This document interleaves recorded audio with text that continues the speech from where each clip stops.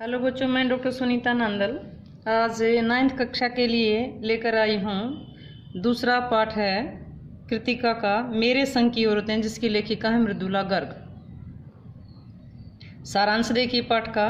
मेरे संग की औरतें मृदुला गर्ग द्वारा रचित संस्मरण है, जिसमें लेखिका ने यह स्पष्ट किया है कि परंपरागत रूप से जीवन व्यतीत करते हुए भी कैसे लीक से हटकर जिया जाता है। लेखिका की एक नानी थी जिसे उसने देखा नहीं था, क्योंकि लेखिका की मां के विवाह से पहले ही उनकी मृत्यु हो गई थी। लेखिका की नानी एक परंपरागत अनपढ़ और पर्दे में रहने वाली स्त्री थी, पर्दा करती थी। नाना शादी के तुरंत बाद बैरिस्ट्री पढ़ने विलायत चले गए थे और लौटकर विलायती ढंग से जीवन जीने लगे, जबकि नानी अपने ढंग से ही जी रही थी। उन्होंने अपनी पसंद नापसंद कभी भी अपने पति पर व्यक्त नहीं की कि मुझे क्या चाहिए, क्या पसंद है।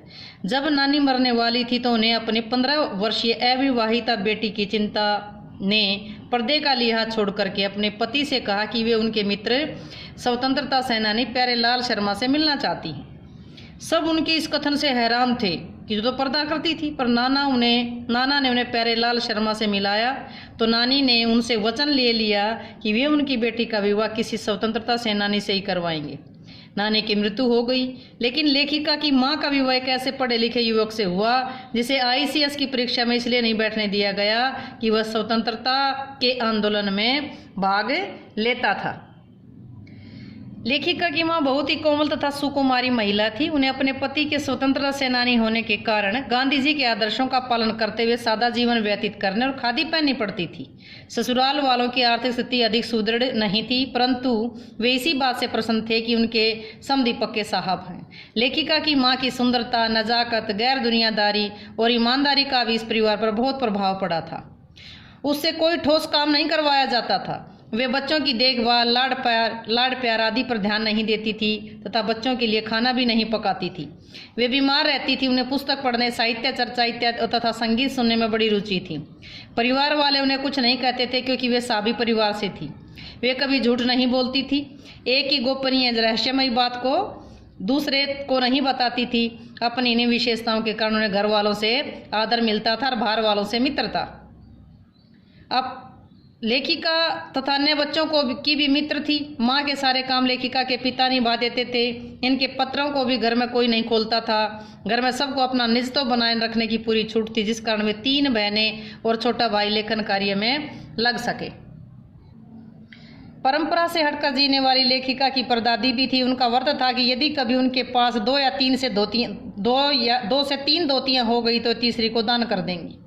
उन्होंने लेखिका की मां के पहली बार गर्भवती होने पर मंदिर में जाके पहली संतान लड़की होने की जो कामना की, जब पहली संतान और जबकि सब पहली संतान लड़का चाहते थे, उन्होंने अपनी इच्छा को सबके सामने व्यक्त भी कर दिया कि मुझे तो लड़की चाहिए। इसका परिणाम ये हुआ कि मां ने 5 कन्याओं को जन्म दिया।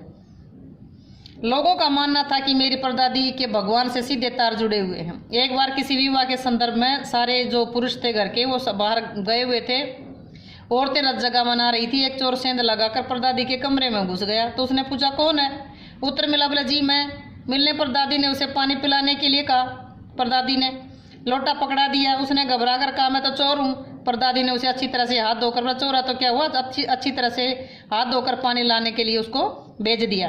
पहरेदार ने उसे कुएं पर देखकर पकड़ लिया। परदादी ने लोटे का आधा पानी स्वयं पी करके उसको कहा कि ले आधा पानी तू पी, आधा पानी मैं।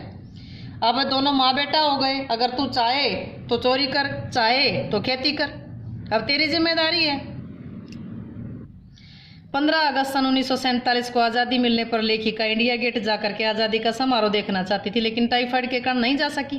उस समय वह 9 साल की थी। रोने लगी तो पिता ने ब्रदर्स कारामजो उपन्यास पढ़ने के लिए दे दिया। पुस्तकें पढ़ने का लेखिका को विशेष शौक था। रोना छोड़ करके पढ़ने लगी।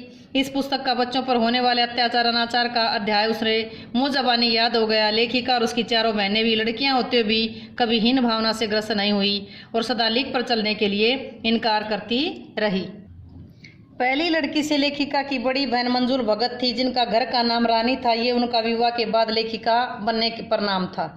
लेखिका के घर का नाम उमा था, परंतु साहित्य जगत में मृदुला गर्ग हुआ। लेखिका से छोटी का घर का नाम गौरी और बाहर का चित्रा है।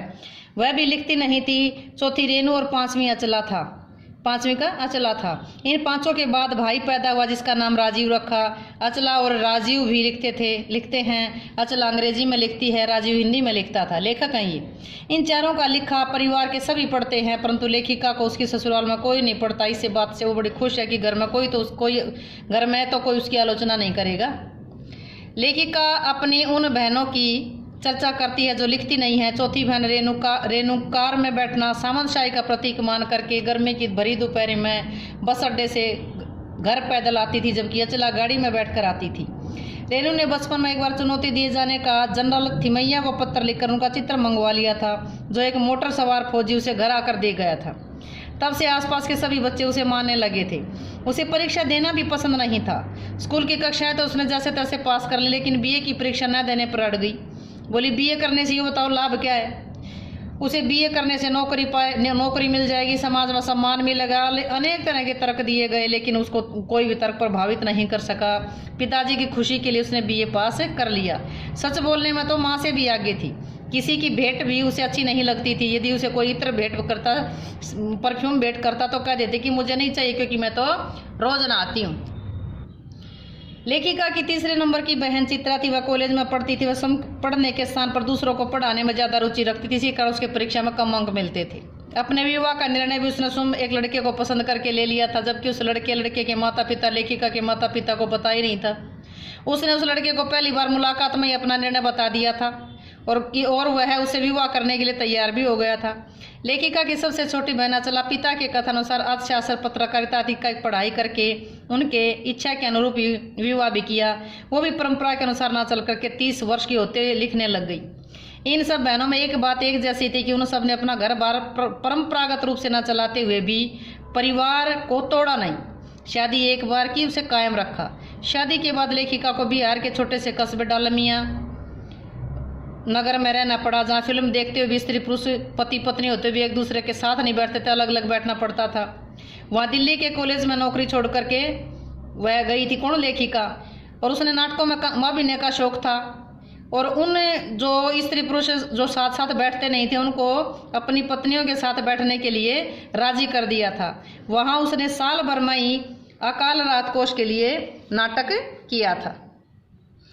कर्नाटक के बागलकोट में रहते हुए उसने बच्चों के लिए स्कूल भी चलाया। उसे कर्नाटक सरकार से मान्यता भी दिलवाई, लेकिन वो लेखिका बहुत जिद्दी थी। उसने अपने लेखन को भी उसने अपनी जिद से ही आगे चलाया था। वह स्वयं को भी अपनी छोटी बहन रेणु के बराबर अपनी छोटी बहन रेणु के बराबर नहीं पहुंच पाई थी।